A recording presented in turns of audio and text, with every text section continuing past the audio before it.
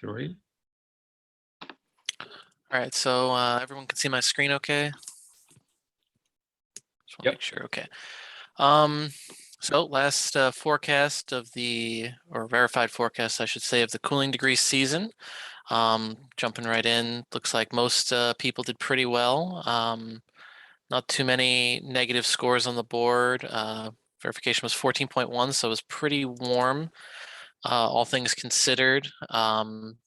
Pretty far above both the 10 and 30-year averages. Take a look at the patterns. It looks like it had a little bit of a low pressure just south of Greenland with some high pressure as well that's been kind of sitting over Hudson Bay or the Hudson Bay area over the past couple of forecasts, I think, with the same low in the Gulf of Alaska region, spreading now into the western half of the country. So we'll see how the CFS and EC did on the 500 millibar. So this is the EC. Looking at the EC, see we have that high pressure. Looks pretty good to me. In the general area. Low pressure, it's kind of got the low there. Definitely not nearly as strong as it wound up being. Obviously. So a little bit. At least it had the positioning close, I would say, not exact, but pretty close. Big issue I'm seeing though is the low off the Gulf of Alaska is not quite there. It's actually got it in, I believe that's the Bering Sea. So it was a little too far to the west with the low out west, and doesn't appear to have captured it, kind of dipping into the states all that well either. So take a little bit off for that. Take a look how the CFS did. So right off the bat, it looks like the CFS actually did a lot better, at least with the Gulf of Alaska low, and even capturing that kind of push into the lower 48 there. So I have to give it some kudos for that. Also looks to have the general placement of the high decent. It's in the general area. It also looks like it tried to split the high in two and have another piece of it over New England. That doesn't really show here. That doesn't, so I'm not sure what it was trying to do there. There is some higher pressure departures in that area, just not showing a second center like the CFS is showing. And it did manage to capture the low off the just south of Greenland as well, a little bit stronger than the EC, so a little bonus there. But I think it's a little nitpicky. It's a little bit too far to the east as well. And for what it's worth, just to add in, it looks like it also both models missed on the low pressure in Scandinavia. So see how they verified with the temperature. The EC did fairly poorly, at least score-wise. They were off by 6 CDDs, which when you're dealing with numbers like 14 isn't particularly great. The CFS did a little bit better, 12.5 versus 14. That's a pretty good forecast. So anyone have any thoughts on the CFS versus EC 500 millibar patterns, or in general?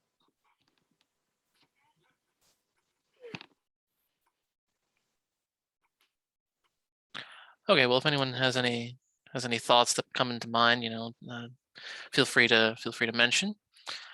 I think I will go to take a look at the cooling season overall. So, not a great summer for the forecast contest participants. Most of us struggled pretty mightily, I should say. Those of us that were forecasting for most of the summer, our best with 10 forecasts, Matt Lanza was our best, but that's a little under half, so I can't really count that all too well. Our best forecaster with more than 15 was Dr. Decker with the CRPS of 2.4, the only one with a positive score that had more than 15 forecasts. Followed by the the 10-year normal, of course, again, one of the top performers in summer. Then followed by Dr. Lupo, Consensus, myself, and a lot of other scores down here you can see. We'll sort by this new metric we have, mean absolute error. So we have a lot of the newer students. Clayton Lieberman, I'm not sure which groups these are, so I'm just gonna, these are our, I believe this is Missouri. This is, I'm not sure if this, no, I don't think that's, this is Missouri and this is Missouri. So the three Missouri groups all did fairly well in their the three forecasts they had at the bookend of the cooling season. So kudos to them.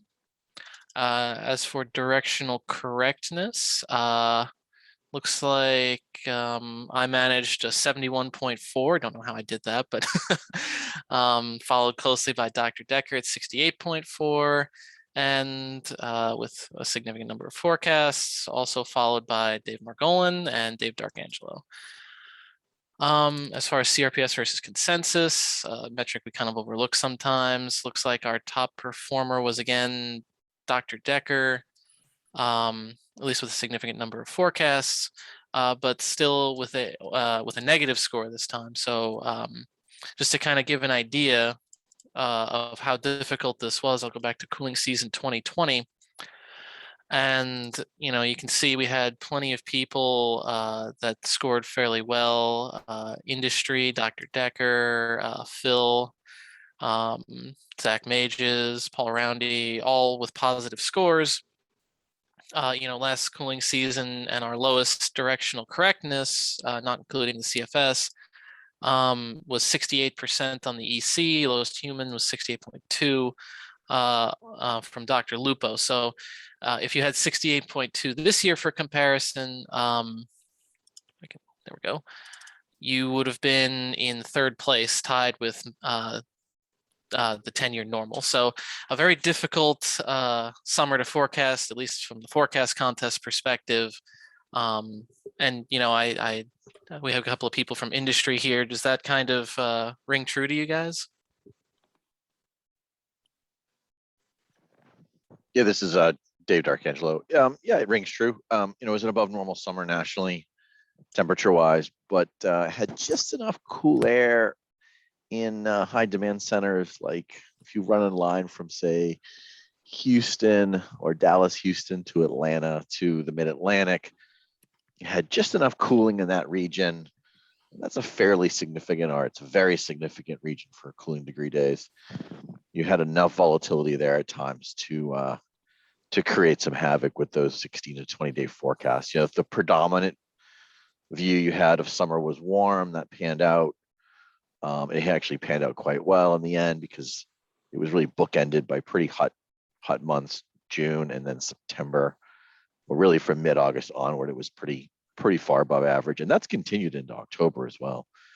But yeah, it was a really challenging week 3 because of some sensitivity in those high demand, high population centers. Yeah, and I have the just to kind of illustrate that the average temperature departure for going back to May 1st through October 15th to kind of show, like, you know, the South, while not as cool as, you know, you would maybe like, but it was cool enough to kind of, you know, put a dent in some of those forecasts. And, you know, that's the tricky part of what we're doing here is kind of.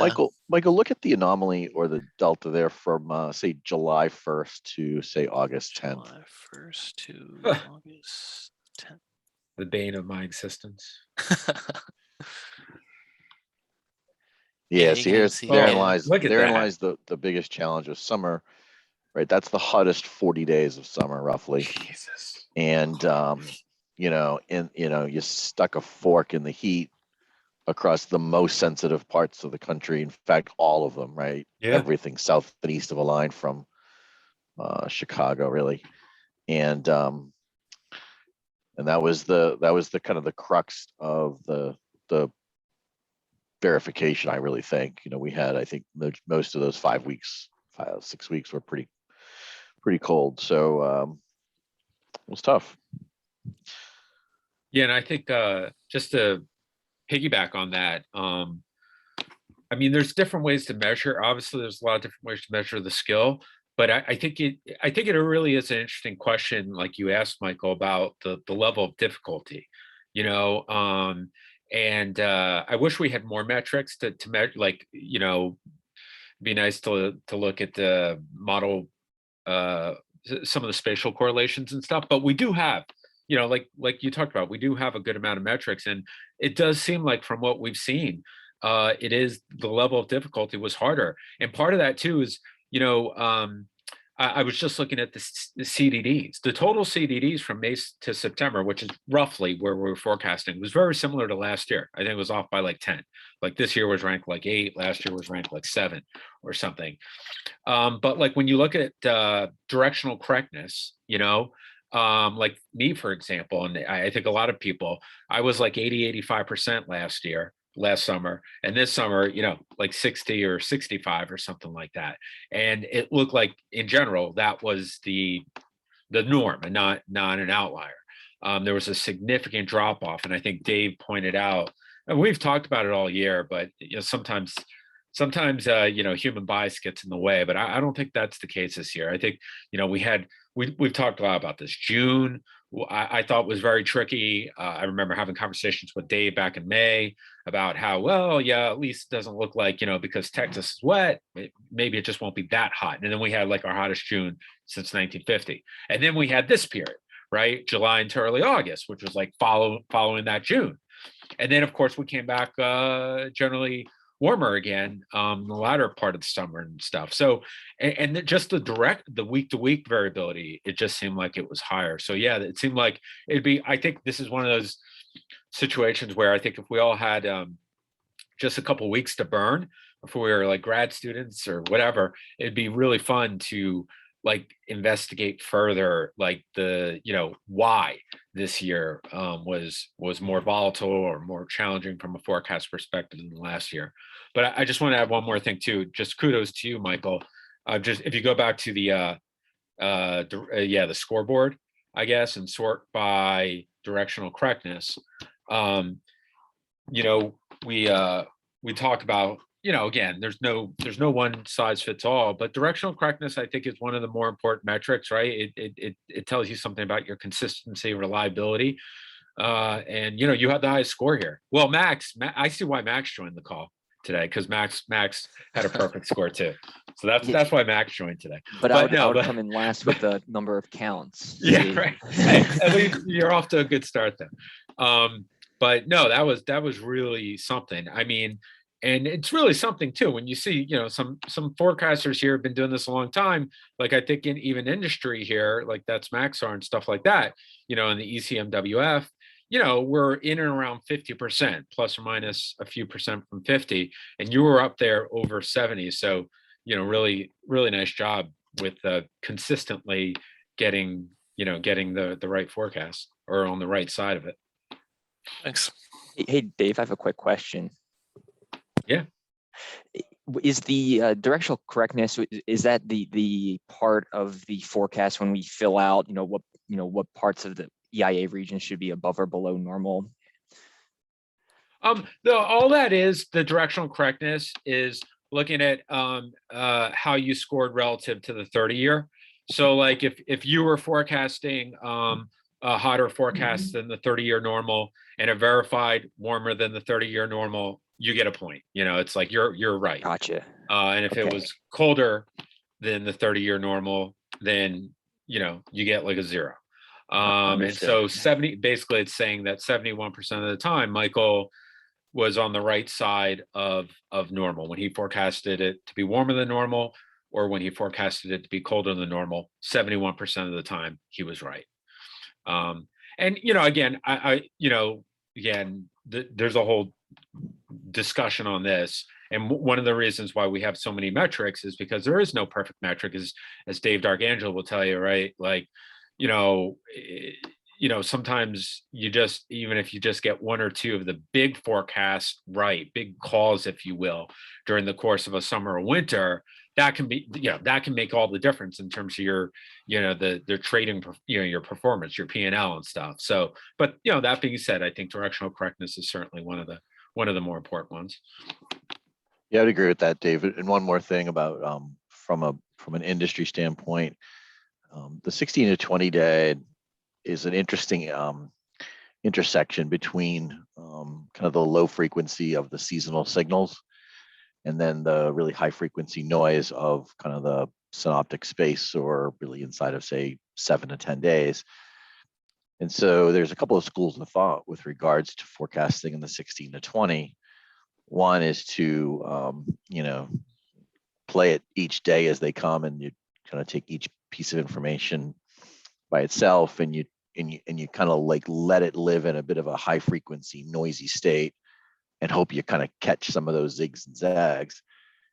And then the other attitude is that you're going to kind of like go with the thumbprints of the seasonal signal if you think you have them down, and kind of stick with that as your template. So there's a lot of great questions about how that should be treated in the industry space, because too much noise just creates too much confusion, but too little variance creates a good amount of kind of just boring, mundane forecasts. So it's a great window that we're operating in, right? There's just enough information to be dangerous, but not enough to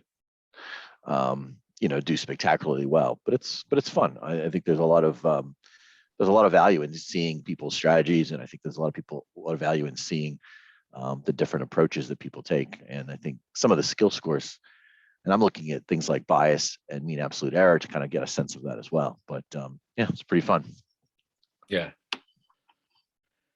And Michael, can you pull up the maps again, or do you have like something caught my eye when you were pulling up the maps? It's sort of between verification and the 16 to 20 day forecast, or maybe if you pull up like the models page, like the ECMWF, like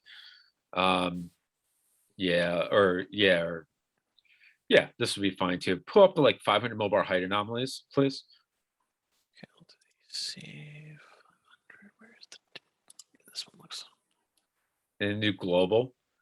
I was going to ask Dave or Max about this, and then go to like 1 to 5. Even that shows it, but yeah, I mean, like what caught my eye was sort of that, and can you 6 to 10 too? Sorry, and maybe GFS ensemble or EC ensemble, just so we can see that too. Just show everything that Dave wants you to show. No, I guess what caught my eye is just like this NAO-ish feature, like the ridging up there and the Davis Strait and stuff like that. There's a lot of ridging, and when I look at that map, I'm like, this is one of those interesting things, right? Where sometimes 500 doesn't reflect well on surface. Sometimes it does, sometimes it doesn't. I look at that, and if I knew nothing else, and, it's the first time looking at a map, I might think, okay, you got, some decent cool in the east. Now, flip that over to the surface temperature anomalies, if you will. I promise this is the last image I'll ask you to do. 10-year, 10-year. Yeah, that's probably. Or the 30-year maybe, but yeah, it doesn't really matter. Yeah. And then, and you could zoom in on the east, and we're just, it's still very, we're not realizing, and this is one of those key periods we were talking about from about a week ago. And it's interesting looking at the forecast. Like, again, we had some pretty good spread. Matt Lanza, who's always scored well in the forecast contest, always listen to Matt, I guess. But he was down in the 40s, I think for this exact period. It's like the 27th to the 31st or somewhere around there. And then, some of the other forecasts were up actually near 70 HDDs. And of course, at least as of now, it looks like it is going to verify in the 40s as of now. That could change. But I thought this was interesting. And Dave, do you have any comments, or anyone, in terms of, this is a case where, the upper pattern maybe looks kind of scary a little bit, at least on the eastern half of North America.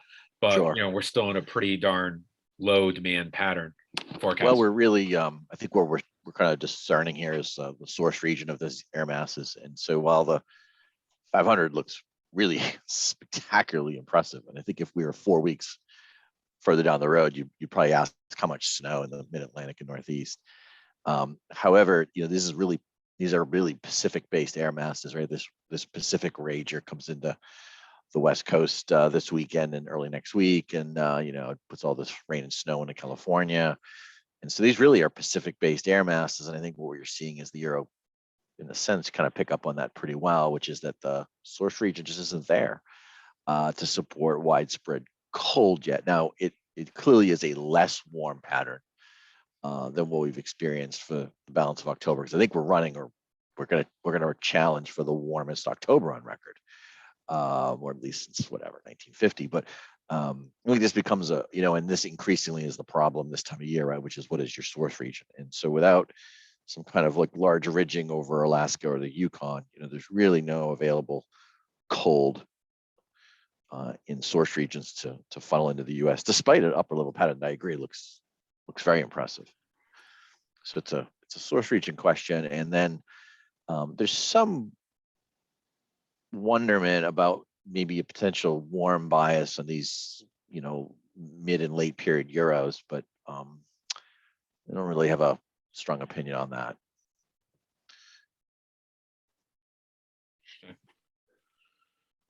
So, Dave, are you saying too that if you is the primary problem, in your opinion, that we didn't have, like, if you zoom out and look at this surface temperature anomalies, we didn't really have a good source region going into this, like, NAO pattern? And or are you saying that there's also a seasonal thing here, where if you had gotten this same kind of pattern look in January or something like that, that maybe it has more of an impact on temperatures in the Midwest, Northeast? Yeah, it probably does. It's probably a more significant. I've seen these kind of patterns that deliver more HDDs in midwinter, particularly if you can kind of get a subtropical jet involved to get a lot of precip across the south. But these don't look like that, because every cold front that passes, the high that's kind of behind that cold front is coming onto like the Intermountain West, call it like Idaho, Nevada, Utah, and that is not really the recipe for turning the U.S. cold. In October or November, absent, you don't have widespread snow cover in the northern half of the country or southern Canada. You don't have, you can't get an assist from that. But really, I think the key here is, the Pacific Ridge still wants to be centered between Alaska, the Aleutians, and Hawaii. And without a high that's kind of parked over Alaska or, edging into the Yukon, you're not going to really, doesn't look like you can really change that source region problem too easily. Yeah. However, I agree. This is a first, the first one in a while that there's some looks here where I could see 40 verifying, and I could see 80 or 90 verifying. I was trying to encourage my team to really widen out their distribution this week. We've been in that mode of not thinking that the distribution is too wide, but felt pretty wide going into this forecast. Yeah. Max, do you have any thoughts on this you want to add?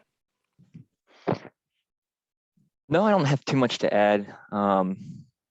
It does look unspectacular, the temperature anomaly map compared to that 500 millibar pattern.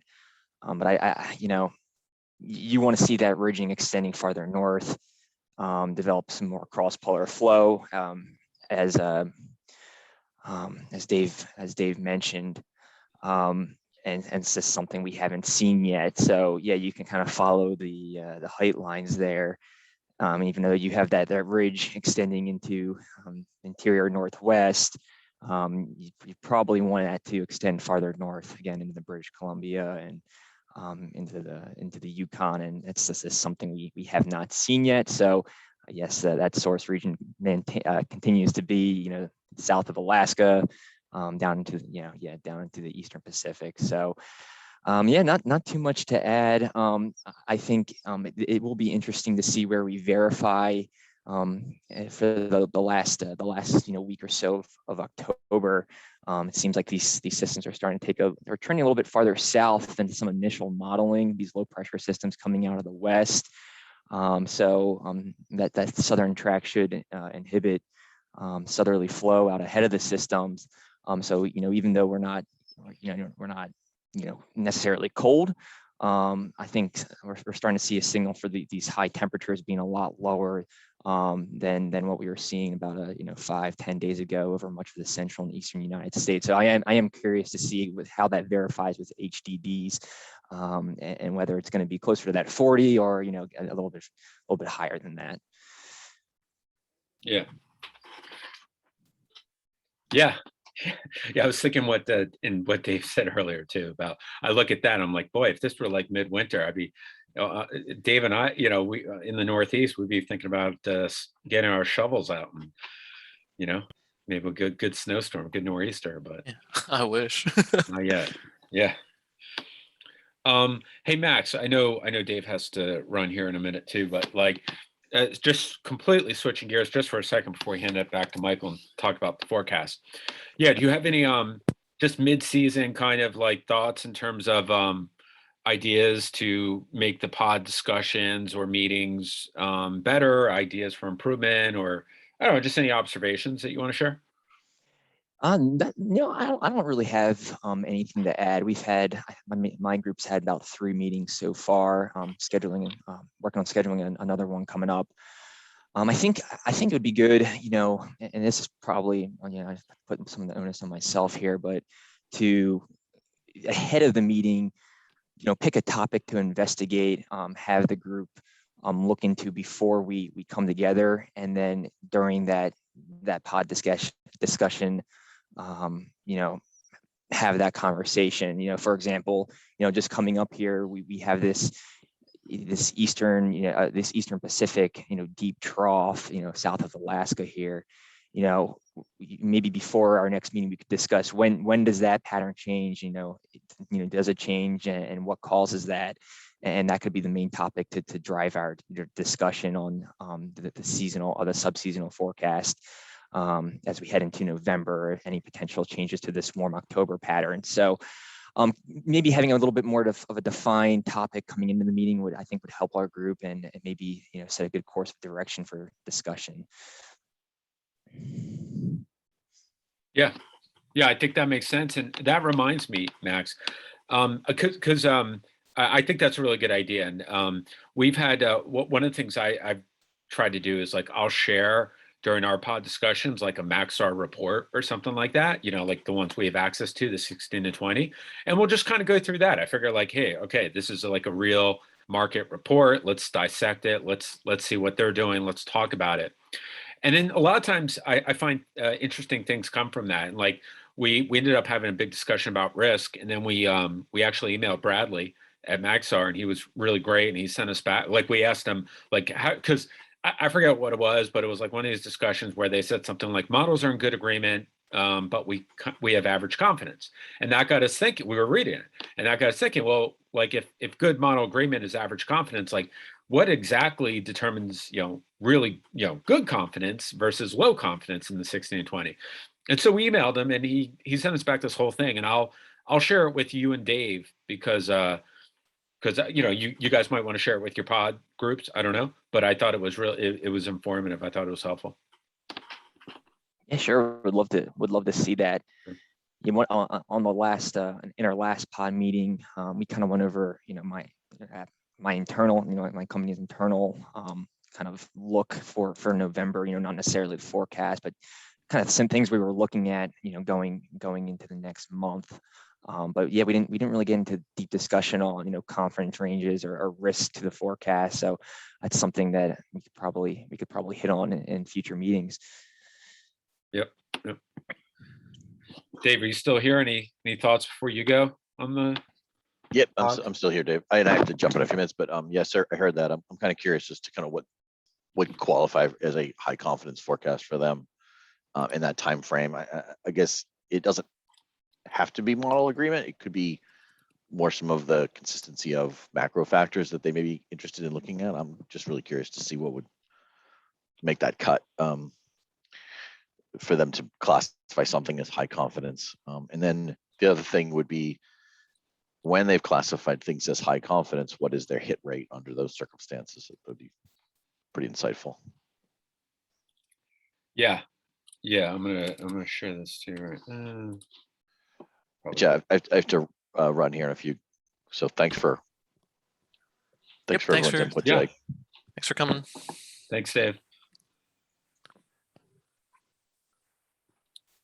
And something here, not necessarily related, but just on the EC, looking at the, or I guess it's the GFS, but it was looking quite warm at the end of the period, and then today it kind of flipped on the early model runs to looking actually colder, and then it's flipped back to warmer. So something changed here and then changed back, I guess. I'm not really sure, but looks like even the models aren't on a run-to-run agreement or day-to-day even with what the 16 to 20 is going to look like. Yeah, it's a great point. By the way, I just sent you guys all three of you guys the report I got, so you should have that. Michael, can you go back to that for a second? I thought that was interesting. What model was that again? This is the GFS operational. It was GFS operational. So okay, I'll change my comment on it. I was going to say if that was the ensemble or EC ensemble, I was going to say let's dive deeper. But even with the operational, at least what it shows is, I think, is the volatility and the inconsistency and ultimately not great skill in 11 to 15. But if you saw that certainly with the ensemble, any of the ensembles, I think that would be more of a red flag, like you said, in terms of volatility. I was thinking of one other thing in terms of I don't know, we just got to talking about risk and volatility. And I was just thinking about, I don't know, something Dave was saying. I know he's gone, but yeah, he was talking about how he was telling his group to sort of open up the wristbands, have a wide spread, I guess. Is that right? He said something like that? Yeah. Yeah. And, I wanted to ask him, but I guess the thought that comes to mind is I was thinking, again, forecasting, to me anyway, spread, especially like 15 days out, whatever, I think it's still like a really challenging thing. I mean, there's techniques and there's methods, i.e.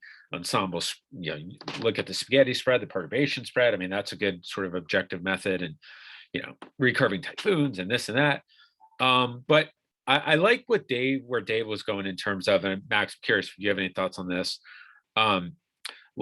How much of it could be related to also particular pattern setups, i.e., if you're in a significant NAO base state, in a situation like where the forecasts are pretty warm, but is forecast spread, is confidence low in that situation? Is it low because you have a tenuous situation, an unstable situation, i.e. teleconnections aren't matching historically with the forecast. NAO tends to suggest cold, but it's warm. And is that historically, objectively, would that be a low confidence forecast? And are there better ways, or maybe even existing ways, where you can kind of test those kind of theories? Anyone have any thoughts on that? Hey, David, it would be interesting to do a reanalysis, pick a certain time of year, a time frame, maybe it's a week, 10 days, and then assess, with the maybe with NAO states that were sub -1, and see what your spread is in heating, HDDs or CDDs for that time frame, and maybe there is a high, variance in those outcomes, and that gives you a hint, when you're going into the forecast, maybe I need to spread that that confidence level out a little bit more than usual. But that would be probably something that could be undertaken, and and like you mentioned, I think it would be very interesting to see if you could pair teleconnection signals, and kind of assess if doing that would create or leads to higher variance. So just something to look into for sure. And what's your put you on the spot? Like, what would you speculate? Like, there's all these rules of thumb. Every meteorologist has rule of thumb about something, right? I've got 100. Recurving typhoon, low confidence, blah, blah, blah, blah, blah. But what do you think? Like, do you think a particular NAO situation or a particular EPO situation, like Alaska Ridge or whatever, do you think that they tend to be associated with general forecast of either higher or lower skill, or do you think it just more comes out in the wash and that there's so many different factors and drivers that you just can't put your thumb on just one teleconnection or whatever? Yeah, that's definitely putting me on the spot a little bit there, but just thinking about the NAO, you're in a blocking situation, but it can take on so many flavors. I mean, we're seeing it right now in the like the 11 to 15 day period, where we're getting that there's higher heights starting to build up towards northeastern Canada, around Greenland, but it's not being paired up with a stronger ridge up into Western Canada or Alaska. So we're not getting kind of that double ridge Arctic plunge type of cold coming into the United States. So the NAO in particular, negative situation stands out as something where there's often a range of outcomes of potential weather in the eastern United States, and have to be matched up with other features, other ridge and trough patterns to deliver more significant cold. And a lot of people think negative NAO cold immediately, but that's not always the case. So yeah, that's one that comes to mind. And of course, recurving typhoons and the varied outcomes that can have on a North Pacific pattern, depending on where it energizes the jet, and maybe other what was the long-standing trough ridge pattern before that typhoon came into the fold. So yeah, just kind of off the cuff there. That's something to think about. Yeah, thank you. Michael, any thoughts on your end on any of that? Nothing really to add. As far as just kind of to touch on a point you made, Dave, a little earlier, I do, I don't have any empirical data to back this up, of course, but I do think that some of these models, like the EC or the CFS, do perform better under certain conditions. They handle certain things better. And I think we saw that at least a couple of times, I think anyway, during, over the course of the summer, where the CFS actually was able to get a couple of forecasts, temperature forecasts correct, but also a lot of 500 millibar forecasts correct as well, at least over the past couple of weeks. And we have been seeing, if I have it still here, yeah, we've been kind of seeing this similar pattern with the ridging near Hudson Bay, between Hudson Bay and Greenland, just kind of in that area with the Gulf of Alaska trough. We've been seeing that kind of pattern the last couple of weeks, and that's the CFS has been able to, I think, resolve that pattern, at least from a 500 millibar perspective, reasonably well. Saw it especially this past week, pretty close to what wound up actually happening, at least over the North America. So yeah, that's my 2 cents to add.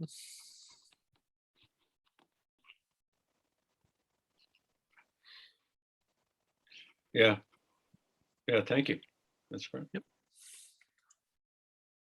All right, if there is any other final comments about the cooling season or this past forecast, or then if not, I will move on to our current forecast. Of course, we could always go back. There's nothing that says we can't, but Oh, so Michael.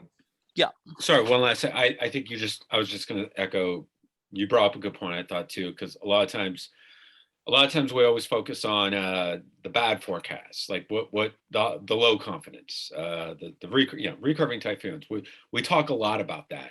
I thought it was interesting that you twisted it. You turned it around and said that, hey, I think there's situations where there's, like, I can identify high confidence forecasts, because even if you could just do it that way, I think there's a lot of value in that, right? In terms of various markets and stuff, even if you don't know necessarily, can't differentiate a bad forecast, but you can say, you know what, if you get this kind of setup or this kind of situation, forecast skill tends to be relatively high. Then again, I think there's significant value in being able to distinguish those two different kind of scenarios. That's an interesting point. Yeah, and I think that echoes a discussion we had, I think it was 2 weeks ago now, about something similar, that, there's a lot more, if I tell you the CFS is going to be wrong 90% of the time, but I can tell you the 10% of the time, when it's going to be correct, that has a lot of value to, industry folks. Exactly. That's the same. Yeah, the same concept. Yep, exactly. If you can do that, if you can prove it, right? If you can find, or at least reasonable evidence to be able to distinguish, I think it's hugely valuable. Yeah. Big if, though. Yeah. Okay, so taking a look, current forecast period, verifying now November 3rd to November 7th. Hard to believe that we're almost in November.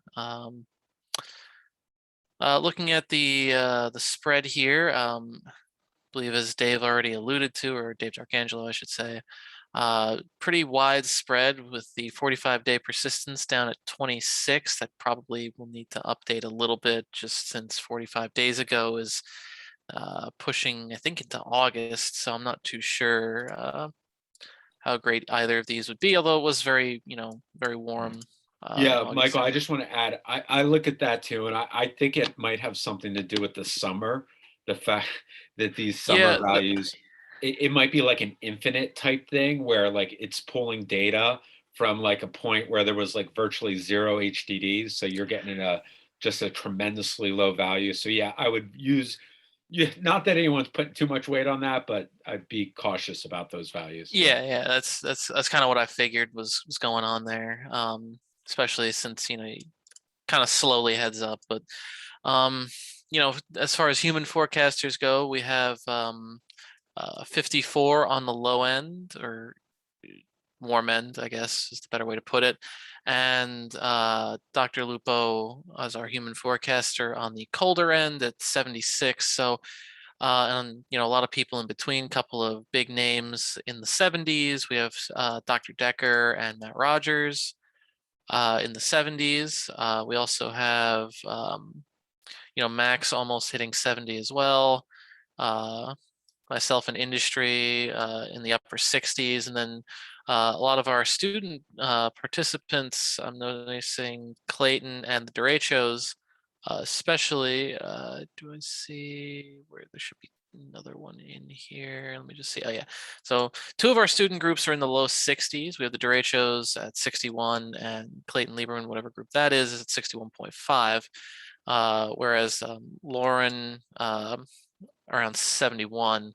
So a good spread, not just overall, but also from our students. Two of them are on or student groups, I should say. Two of them are on the warmer side of things, and one of them is on the colder side of things. And I think it's always interesting, especially when we have the students here, to have these kind of spreads, because it helps to kind of show that, even especially, we have also, I'll add in just to kind of reinforce what I'm saying here. Matt Lanza is on the warmer side of things, whereas Matt Rogers is on the colder side of things, both two, top industry participants. And, I think that's important for the students to see, like, hey, you're not going to have all of industry be, on the same kind of forecast numbers.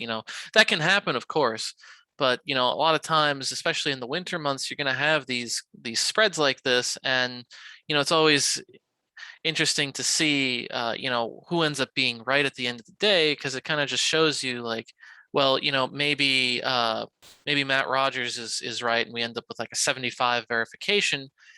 Well, does that mean that Matt Lanza's forecast process was incorrect? No, it just means that whatever was in his forecast, it just didn't pan out the way he saw it. And, a lot of this, again, at the 16 to 20 day period, a lot of these things can be interpreted a lot of different ways. As another example, the CPC forecast, Dr. Decker and I both use that in our forecast. And I believe, Kyle also uses the CPC, and I want to say there's one or two others as well. That's all, that map is open to interpretation. Something that might be a 5-degree difference to Dr. Decker might only be 2.5 to me, and it might be 7 to Kyle. So a lot of variance, and I think this forecast especially, I think, will be an important verification, just to kind of show the students that where even those with a lot of experience can be wrong too. So, Dave or Max, do you have any thoughts about this upcoming period? It looks like everyone's still below the Maxar 10-year, which is interesting. So kind of below climatology. So it'll be if we manage to produce some more HDDs than that, I think we'll I guess miss that directional forecast component. Yeah. Yeah. It looks like Dr. Lupo is the only one above the 10-year, Right. but nobody's above the 30-year. So It's funny you mentioned that, Max. I was thinking the same thing. It's like there's a decent spread, but it's still like everyone's warmer than the 30-year. But I tell you, right, that would be actually an interesting statistic too, to show like how often the forecast verifies outside of the distribution. But I tell you, and I think Michael can attest to this, it definitely happens, a fair amount. I'd have to look how often, but boy, there were some times, I think this summer, back in that July period, like Dave was talking about, like where, it just like, 5 or 10 above or below what everyone else had. It was crazy. So occasionally it does happen.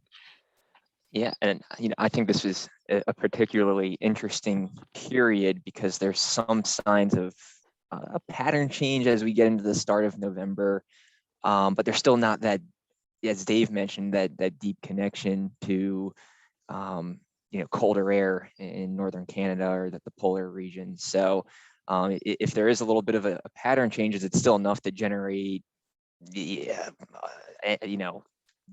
something that's close to normal HDDs. I'm not sure. It's my first run at this forecasting contest. So I'm very interested to see how this one plays out. Yeah. Another interesting tidbit I just noticed here is I think this is one of the few times we've seen the CFS and the EC so close together, and kind of also piggybacks off of what you were saying earlier, Dave, when you were talking to Bradley over at Maxar about confidence. Well, you've got two of the two models that everyone uses essentially. I'm sure there's variants, but these are usually the big two players people look at, and they're both pretty much the same number, upper 60s. And yet, if I were to look at the Dynacast report, I'd be willing, not the Dynacast, the info reports. I'd be willing to bet that, I'll just use this one, confidence is actually lower overall, except in the Midwest, then you would expect seeing, at least at this point, such model agreement, at least on these particular runs. So it's just an interesting tidbit that usually doesn't happen. at least not in the forecast contest. Yeah, and that's a good point. And I think again, there's never enough time for research, right?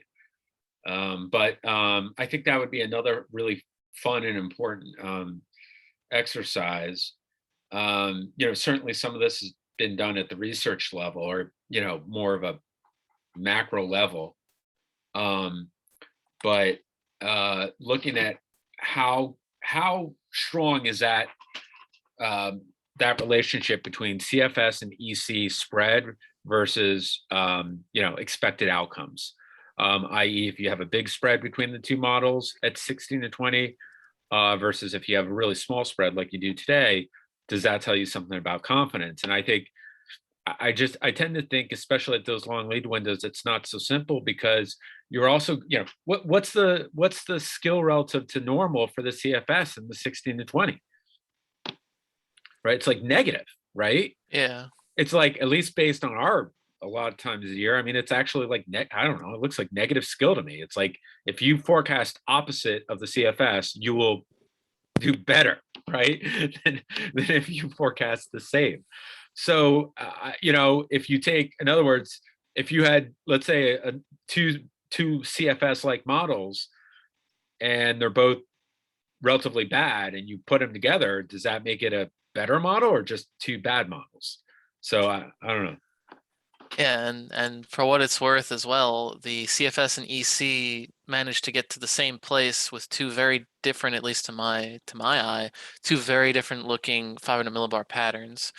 A lot of broad ridging on the EC, especially up in I'm not even like far northern Canada near the Arctic Circle.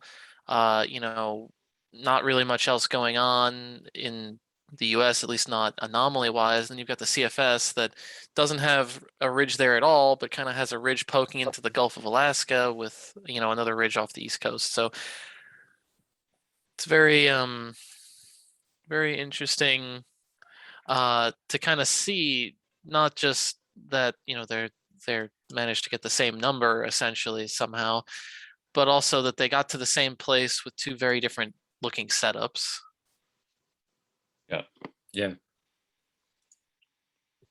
Yeah, that's a excellent point. And I'll just throw one other related to what we were talking about earlier. A lot of I don't know, something about today's discussion seems like a lot of interesting research ideas. Not a lot of time to do them, but at least we have the ideas, right? But I think going back to this whole NAO thing, I would love to also look at, if I had some time, is the relationship between the holding constant season. In other words, whether you're looking at January, whether you're looking at October, is the relationship between NAO and, let's say, US temps or Northeast temps, something like that, is the relationship the same regardless of air supply or cold air supply in Canada? I.e., if you're in a similar situation as recent, where Canada was relatively warm, what's the correlation between the NAO and US temps or Eastern US temps? And and then compare that to, well, if you had another all NAO events, but the only condition is cold air supply in Canada has to be relatively cold, whatever relatively cold is, but cold. And then look at the correlation there between NAO and Eastern US temps. So I'm just saying the correlation, right? Correlation. Obviously the net temperatures you would expect to be colder if you have the cold air supply, but it's the correlation, does the impact, or is there, what I mean, where I'm going with that, is there some sort of nonlinear kind of relationship there, where maybe when the cold air supply is there, that correlation actually tends to be stronger, because again, there's some interactive thing there. I don't know, like it generates stronger high pressures, and then the stronger high pressures are able to penetrate further south and east, and yada, yada, yada. I'm just speculating, but anyone have any thoughts? Yeah, I mean, I don't have any data to back this up, but I mean, what you said makes sense. I mean, if you don't have a cold air pool to start with, it doesn't matter if you've got the strongest NAO ever recorded in history.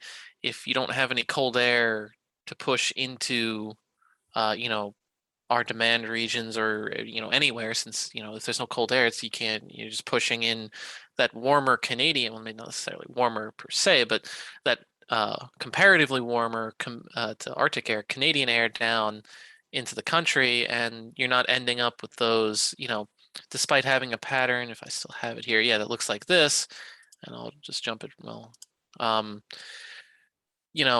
despite having a pattern that looks like that, where you would say, wow, you would expect some pretty cool temperatures, or cold even, if this was January, or heck, even now, but you're not getting it because you don't have any of that cold source, you don't have that cold source available. I think, like I said, I don't have any data to back that up, but that makes sense at least. A lot of it, what we found out is that the Pacific is often ignored.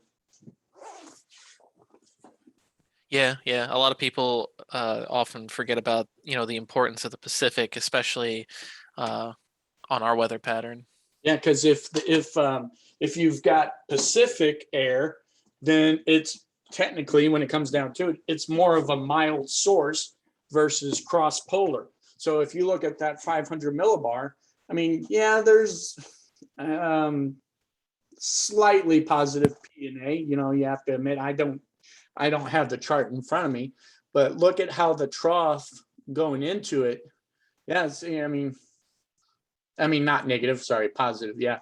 So, that's at +1, that's really nothing to really scream about. So it's anything the way we look at it is that anything between -1 and -1 is more of a neutral signal. And if you look at the, flow from that trough over the Northeast Pacific, it's just pumping all of that mild Pacific air, and it goes over that slightly positive P&A, but it's not, there's really no cross polar connection to force any cold air. So it gets mitigated, if you will. It gets muted, and the mild air from the Pacific takes over. Yeah. Seems like that's what's going on, Joe. Yeah. Versus that look, for instance, you're connecting the positive height anomalies for that P&A, even though it's still neutral. Your trough gets pushed to the northwest over more of the Aleutians and the Gulf of it's more of a west look than the prior one, and so it's not as robust. So, and then your reflection in your troughiness in the east, it moves forward, so it's not as bad as it was too. But yet there, you still have your block in the NAO region.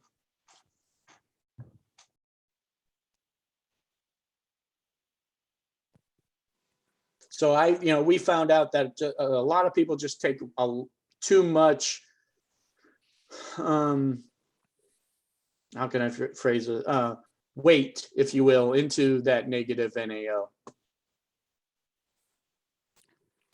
Yeah, I've noticed that a lot as well, that people will see like, oh, negative NAO, that must mean cold and snow is coming, at least for the Northeast. But you have to kind of factor in a whole bunch of other stuff, like the MJO, the Pacific Jet, the P&A, the EPO. Exactly, yeah, the EPO too. All that other stuff, and heck, even the AO, if you have a strongly positive AO, I'm not, that should theoretically lock up most of the cold air in the polar region. So, there's a whole bunch of factors, and I'm sure there's more that, even I don't, know off the top of my head, or maybe even at all, I don't know.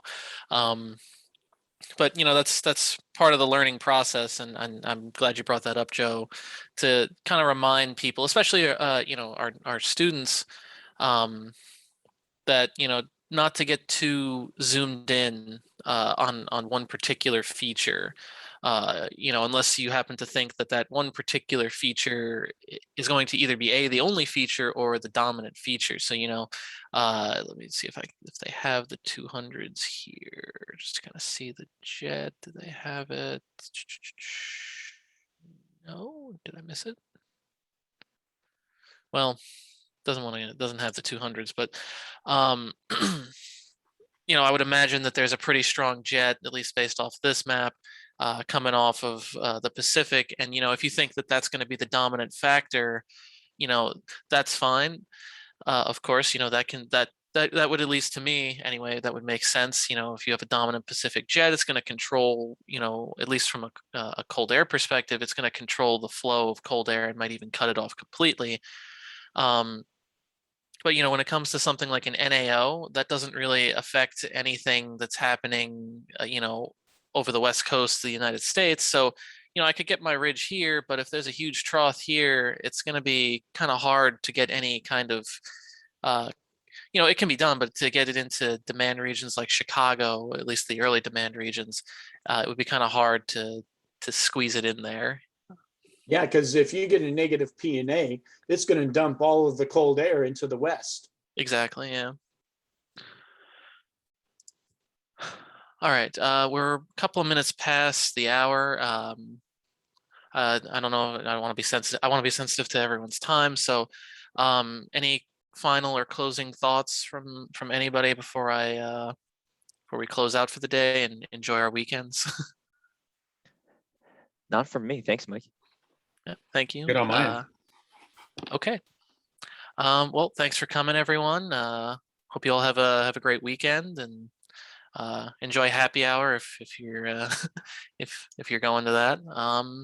And thanks for coming. I'm already there. Have a good weekend, guys. Good job, Michael. Yep, Take thanks. care, gentlemen. Bye. Bye, guys.